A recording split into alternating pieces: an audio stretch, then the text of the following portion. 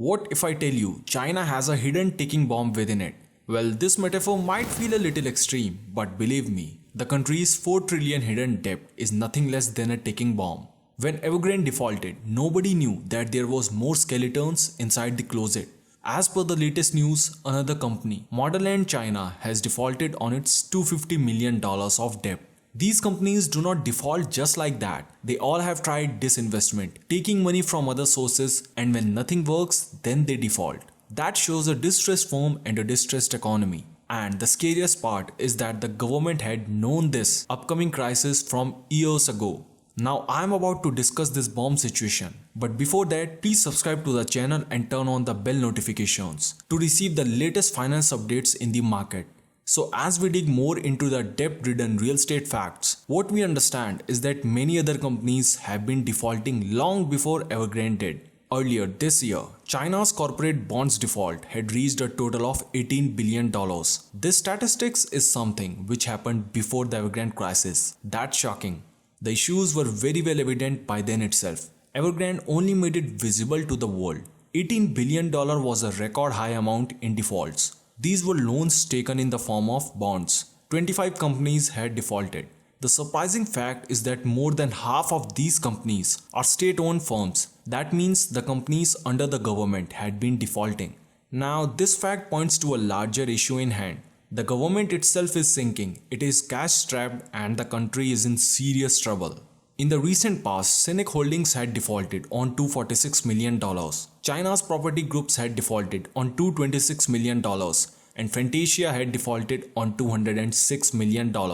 While major private real estate companies face bankruptcies in China, the truth is coming forward that China's government itself is fueled by debt. It's like a house of cards. If one falls, everything will fall apart. Evergrande is just the first company to put this out in public, which happened to be a private real estate firm. The defaults from the private sector is bad enough to shake the world economy, and the government's own debt is making it worse. In 2020, the Chinese state-run companies' defaults accounted to $11 billion. This was 51% of the total defaults happened last year, the other defaults being from the private sector. This shows that the state-run companies are in as much trouble as the private sector. These state-owned firms are AA plus rated companies. AA plus companies are supposedly financially sound and stable, and they could not repay their bond. Individual investors from onshore and offshore had invested in these bonds, anticipating a stable investment. These investments are supposed to give guaranteed returns, and 82% of those companies had defaulted last year. This statistic opens up a scary picture. Either the rating companies are fooling the investors or the state-run firms are fooling the credit rating agencies. There is also a possibility that both are happening at the same time. Possibly the whole economy is a running lie. China's total debt as a country is 270% above its GDP in 2020. It was 246% above GDP in 2019. These numbers were out there, however nobody paid attention to it as there was no major breakthrough happened like an Evergrande.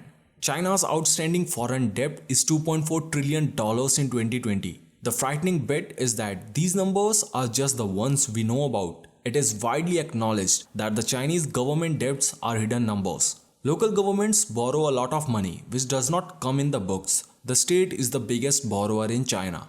Off-the-books borrowings are a common practice of the country. These local government debts are fed by state-owned financial institutions, which are the local government financing vehicles, famously known as LGFVs. These borrowings, which are not recorded, is obviously subjected to the risk of misuse. There is no transparency about how these funds are being used. In 2018, Standard & Poor came out with a study where the government borrowings in China was estimated to be more than $4 trillion.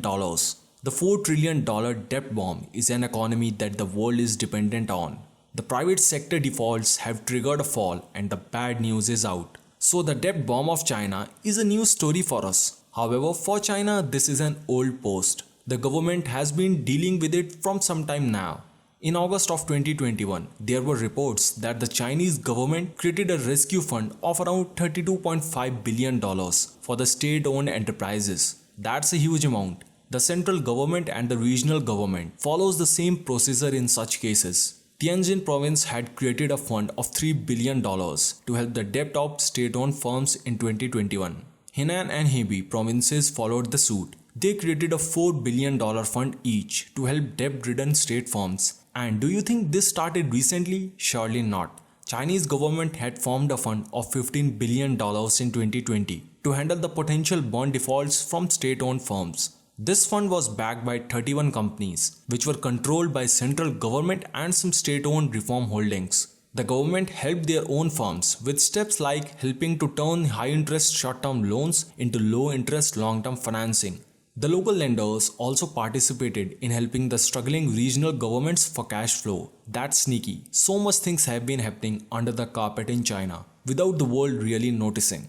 Now, how did the state-owned firms got into this kind of a debt? Actually, the local government borrows this money for the infrastructural development of China. It is illegal. These transactions are not in the books. However, the government needed money to take care of their boom, and they did it through the off-book debts. Now companies are defaulting one by one. The government had been riding a debt-ridden country for long enough now. They have tried all the possible ways to cover this up. Unsolicited fundings to help the debt temporarily would not change anything fundamentally about the firms. They work the same way as before. If the company, whether it's private or state-owned, they do not tackle their own issues, they will never adapt into new changes. China became a spoon-feeding government which helped the firms with cash but encouraged none to change their financial statements. Private firms also had been in debts. When the country took a bold step not to help the real estate firms with money, they are struggling. The struggle is real and hard. That the Evergrande crisis is a topic of discussion in the whole world now. China's real estate crash is going to crash the world economy. The country, which had been bolstering the financial stature of debt-ridden companies, has come to the realization that they cannot keep on doing this. The offshore creditors have lost their trust in China's bonds. Offshore bonds are the money that the company owes to creditors outside China. Offshore bond defaults had been growing in billions from last many years for Chinese companies. In 2020, it was $8 billion. This year, it has already crossed $8 billion. And this data is not only for the real estate firms. Real estate firms constitute only 1/3 of this debt. The rest is from other sectors. This shows the issues in Chinese economy, which is spread across different sectors. China's housing market has been crumbling from earlier this year. The house prices have increased only 3% in 2021, which is the lowest in many years. The real estate is a big investment field in China because of the high growth in the prices. The housing bubble was a debt-laden bubble. China's state-owned firms and the real estate firms and many other sector firms are running with more debt than they should be with. This strategy was just something the country had been going on with for many years now. Many economists had warned China almost 10 years back about this inevitable bubble burst. However, the government failed to take timely actions. Along with this, there is an energy crisis which the country is dealing with. China's foreign creditors are showing signs of distress. The bubble has started bursting. As a report says, this might be the start of a financial pandemic that China is going to induce to the world economy. Now, if you want to know everything about the energy crisis happening in China, then take off your finger and click on this video.